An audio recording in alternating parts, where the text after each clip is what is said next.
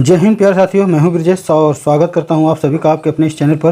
तो प्यारे साथियों, आज हमारा प्रतिशत का आज 17वां दिन है और टाइप हमारा 6 चल रहा है, जो कि आय व्यय पर आधारित प्रश्न करा रहे हैं।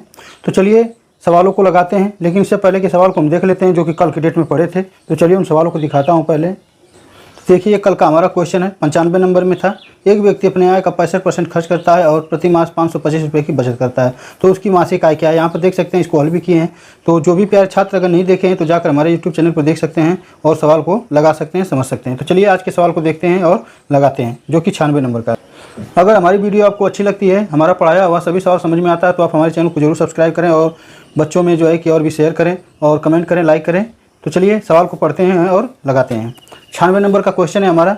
मिनल स्टॉक मार्केट से 1,30,401 की निवेश करती है, रुपए की निवेश करती है, जो उसकी वार्षिक आय का 15% है। मिनल की वार्षिक आय क्या है? देखिए, मिनल स्टॉक मार्केट में क्या करती है? 1,30,401 रुपये की क्या करती है? निवेश करती है। निवेश का मतलब होता है पैसा को लगाना, ठीक ना, किसी चीज़ में खर्च करना या खरीदना, ठीक ना, उसको निवेश कहते हैं। जब कोई भी लागत लगाकर कोई चीज़ खरीदा जाता है तो उसको हम क्या कहते हैं? निवेश कहते हैं, ठीक ना। तो यहाँ पर क्या है? मिनल स्टॉक मार्केट से 1,30,401 रुपये की क्या करती है? ये निवेश करती है, जो कि 15% के बराबर है। 15% के ये क्या है? बराबर है। तो यहाँ पर हम 15% का मान दिखाएंगे, 1,30,401।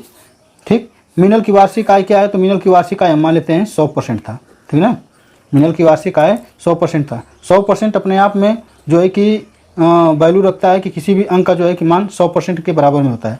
अगर हमारा यहाँ पर कोई भी अंक दे दे, कोई भी अगर संख्या दे दे, तो वो अपने आप में क्या होता है? 100% होता है। तो चलिए यहाँ पर 100% का मान निकालते हैं, जो कि ये वार्षिक आय का हम माने हैं। 15% का मान 1,30,401 रुपये है।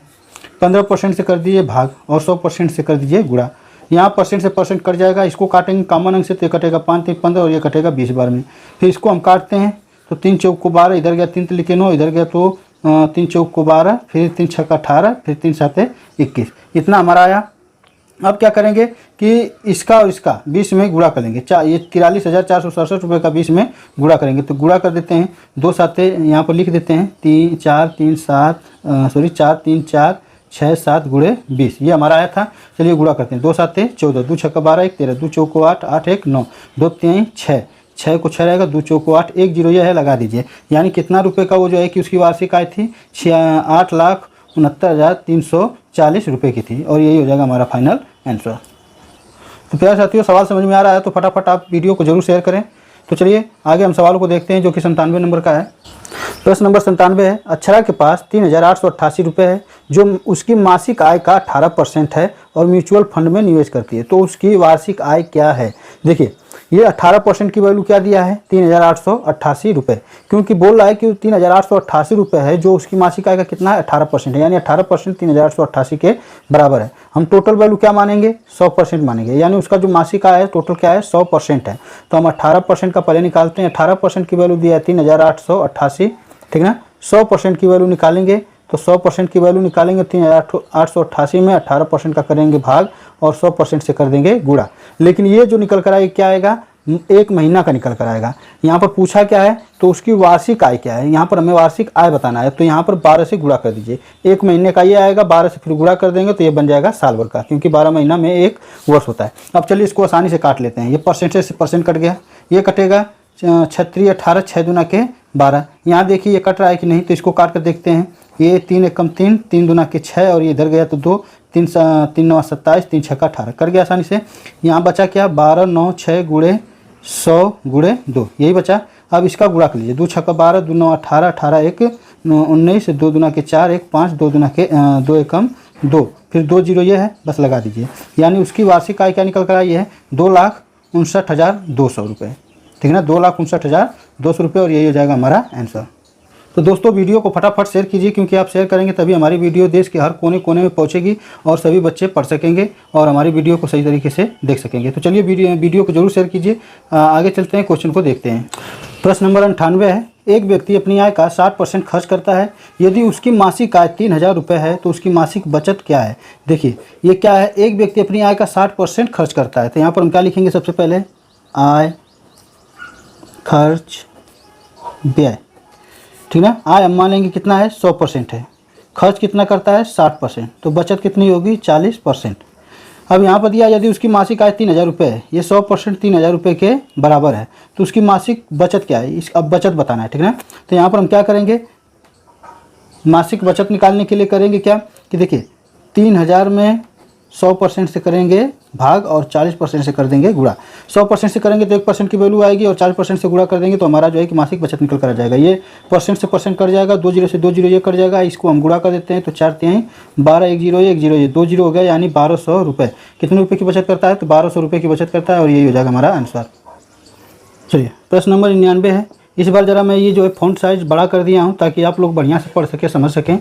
छोटा रहता है तो ज़रा कुछ बच्चे जो है कि अंकुश महसूस करते हैं, उनको अच्छा नहीं लगता है वीडियो, तो इसलिए हम इसको इस बार बड़ा कर दिए। तो चलिए 99 नंबर के प्रश्न को देखते हैं। एक व्यक्ति अपनी आय का 20% अपनी शिक्षा पर, 25% भोजन पर, 35% विभिन्न मदों पर खर्च करता है। यदि इसके बाद उसकी मासिक बचत 2,000 रुपये है तो बताइए उसकी मासिक आय क्या है। सबसे पहले हम खर्च यहाँ पर काउंट कर लेते हैं कि कितना खर्च हो रहा है, ठीक ना।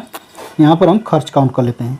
देखिए 20% क्या है, अब शिक्षा पर, प्लस 25% क्या है भोजन पर, फिर प्लस 35% विभिन्न मदों पर खर्च करता है। इसको जोड़ते हैं, 5 डाल दे 40, 40 20 हो गया 60, 60 और 20 80, 80% यानी वो क्या करता है, खर्च कर देता है, ठीक ना। तो यहाँ पर अब क्या करेंगे कि यहाँ पर लिखेंगे आय, खर्च, बचत, ठीक है। आय हमारा क्या है 100%, 80% खर्च करता है तो कितना परसेंट बचाता है, 20% बचाता है।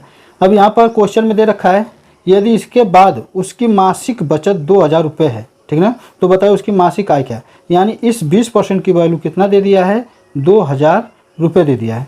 हम आय क्या माने हैं 100%, अब 100% का निकाल लेते हैं, ठीक ना।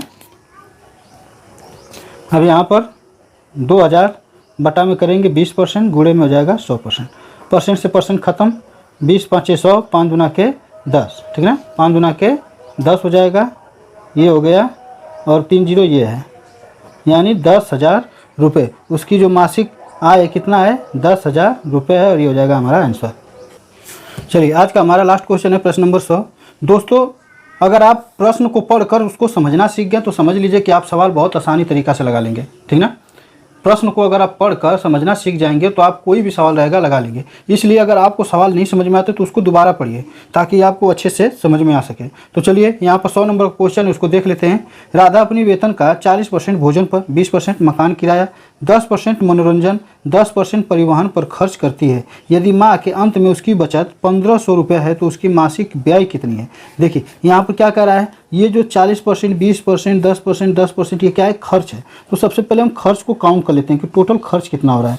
यहाँ 40, यहाँ 20 और यहाँ पर 10 और यहाँ पर 10, ये सब क्या है, खर्च है। इनको जोड़ते हैं 40, 20, 60, 60 और 10 70, 70 और 10 80, ये क्या है 80 रुपये। 80 रुपये क्या होता है, खर्च होता है। तो यहाँ पर हम करेंगे क्या कि यहाँ पर लिख लेते हैं आय, खर्च, बचत। आय मानेंगे 100%, ठीक ना, क्योंकि आय इसमें दिया नहीं है, 100% बचत मानेंगे। खर्च हमारा कितना हुआ है, 80 रुपये, सॉरी 80% हुआ है। तो बचत कितनी होगी, 100 में से 80 जाएगा तो ये बनेगा 20%। 20% की क्या होगी, बचत होगी। तो जब 20% की बचत हो रही है तो यहाँ पर अब सवाल को फिर से पढ़ लेते हैं। जहाँ से यहाँ तक तो हमारा कंप्लीट हो गया। यदि माह के अंत में उसकी बचत 1,500 रुपये है, ये क्या है, बचत है, जो कि एक माह का बचत है और इसकी वैल्यू कितना दिया है, 1,500 रुपये। तो उसकी मासिक व्यय कितनी है। अब इस बार हमें व्यय बताना है। व्यय हमारा क्या है, व्यय कहें चाहे खर्च कहें वही एक ही होता है। 80% ना, 80% की वैल्यू निकालेंगे। 1,500 की वैल्यू 20% के बराबर है। 80% से कर दीजिए गुणा, परसेंट से परसेंट खत्म, 20 चौक 80 हो गया, 15 चौक को 60, ठीक ना। कितना आ जाएगा, 15 चौक को 60, तो 60 यहाँ पर लिख लेते हैं और 2 जीरो ये है, यानी कि 6,000 रुपये, ठीक ना। तो हमारा आंसर हो जाएगा 6,000 रुपये। ये क्या है, ये व्यय करता है यानी खर्च करता है। अगर हमें आय निकालना होता तो सीधे जो 80% से गुणा किए हैं वहाँ पर हम 100% से गुणा करते तो हमारा आय निकल कर आता। आशा करता हूँ कि आप लोग को यह वीडियो आज का बहुत अच्छा लगा होगा। अच्छा लगा होगा तो आप हमारे चैनल को जरूर सब्सक्राइब करें और भी बच्चों में शेयर करें और वीडियो को लाइक एवं कमेंट जरूर करें। कमेंट करेंगे तो हमें पता चलेगा कि आपको कहाँ नहीं समझ में आ रहा है, तो वहाँ पर हम जो है कि आपको समझाने का प्रयास करेंगे। तो आज के लिए बस इतना ही, चलते हैं। जय हिंद, वंदे मातरम।